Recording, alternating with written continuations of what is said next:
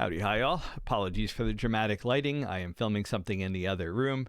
Gonna try to make a public off-the-cuff video like this whenever I have something really cool to share, maybe every month or so. We finished Blamcon Phase 2 a couple weeks ago. Phase 2 means that Blamcon's been around for quite a bit. We've got hundreds of them out there, and they are all working awesome with no issues. So it's time to do the fun stuff that I've been biting my tongue inches short on. First off, I do professional props. I did a hero prop fairly recently. This was for one of my favorite people of all time.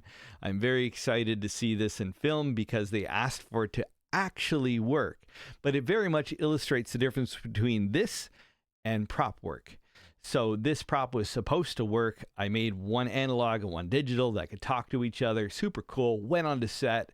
They filmed it. The set is 20 minutes down the road because I live in Hollywood North. If there's any issues, I could have just driven there and helped them. And that's that. I don't know where it is anymore. I got paid, moving along. I look forward to seeing the movie. But that's not the way a Blamcon works. These are designed to be played with for years. They're designed to be played by kids and adults in all sorts of places and situations. So the engineering that goes into this is dramatically different than the engineering that goes into props. Fortunately, I spent 7 years in Korea working with the friendship program between the US and Korean armies, building all sorts of crazy cool things that got dragged through the mud, tossed at people, and whacked against trees. So I feel that I had the experience to bridge both worlds, and I'm happy to say Blamcon has been absolutely solid. I don't think we've had any broken ones that I could think of across the whole Blamcon line. We've had a couple of solenoid issues. They were a manufacturing thing. They were actually because we jacked up the recoil spring on this one, and they were early betas, and with a software recoil increase, it caused a bit of peening, which slowed them down. It was actually a super easy fix as well, and that fix is now across all Blamcons. There's actually a leather recoil pad that's now in all Blamcons, as well as a bounce ring. So the solenoid is, never been a problem in a production Blamcon, and even on the early betas, with the exception of those two, which was like a 5-minute fix, rock solid. So what is the update? He says, having talked many more words than he should have. That is this and this. These are in-house anodized aluminum parts, not just any aluminum, but 6061 T6 aerospace grade aluminum, anodized in-house. Boy, has this been an adventure. I actually look forward to bringing some videos on this to the Props 3D channel and showing how you can do it yourself. I've got a bare trigger right here. Actually, I'm going to switch over to the side so you can see it. Whoop, bam, there is a close-up of that. That's another thing about props too.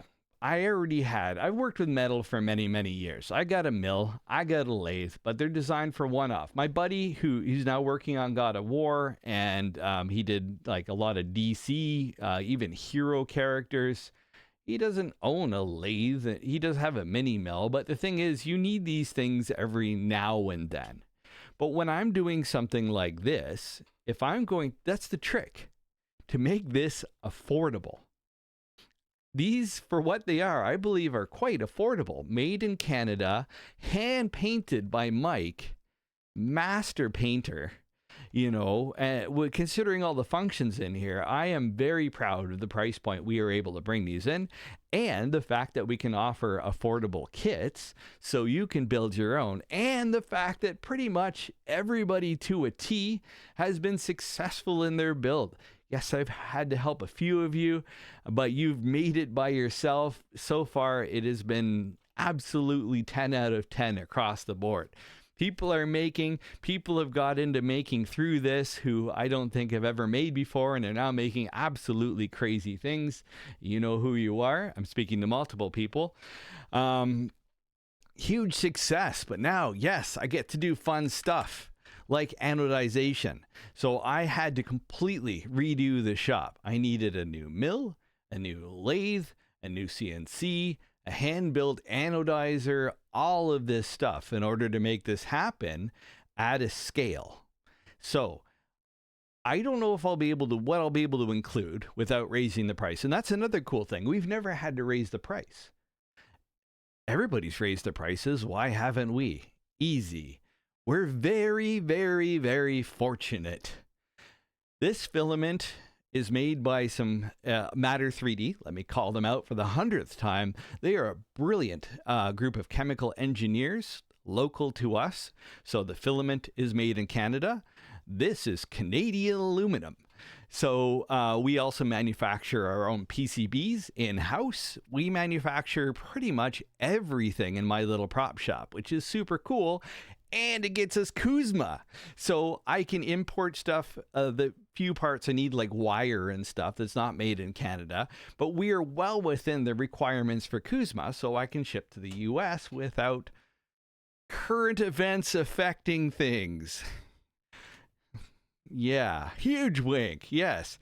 I don't mean the wink in terms of us getting around anything. We legitimately apply for Kuzma, but we don't have to deal with the issues that are plaguing so many people around the world and so many American manufacturers who have to pay duties and other things on things they're getting. So, very fortunate. And now I can start to, now I've got Mason here. Mason is an engineer. I don't know what the exact designation is. He finished his degree, but he's like very picky. It's on the website if you want to see. Apparently he has to use that designation very specifically, but now he's doing a lot of the building. It takes a little bit off me. It frees a little bit up. And so I can definitely include the barrels with all Vypers from now on, include the triggers with all Auto 9s, just so each of them gets a metal thing. And I will see if I can include metal triggers with all Vypers. They're still relatively labor intensive to produce. Right now, every back ordered Vyper, and I apologize, I've been hanging on to a few because of this. I don't like, there's a lot of things I don't like. I'd rather hang on to your order a bit and you do get this included for free than ship this out to you and then be like, oh, by the way, there's something really cool and you missed out. Yes, there is a cut line, but I have hung back on a few orders for several weeks now in order to make sure. This one isn't one of those orders. This is going out to Jay, who has been just an awesome guy all around. Actually, one of those two solenoid issues was Jay. He bought the original Fan Expo demo, the one that started it all. And then, yes, it had this little impingement issue, and it was sorted right quick. But he has gone and gotten this. So, Jay, there you go, man. This is going in the mail. Anodization is not just a coloring, by the way. It is a coating on the metal. It is a hard, ultra hard surface coating.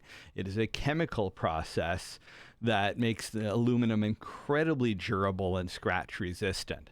So not only is this 6061 T6, it is anodized 6061 T6. So I just wanted to tell you all that and just how happy I am after a almost completely sleepless weekend. I just got this together, and boy, did this ever turn out well. And man, I don't know. Does this make a difference over 3D printer printed trigger response wise? It's already a 2-stage micro switch trigger. It makes a difference in my heart, and it just feels good. So here you go, Jay.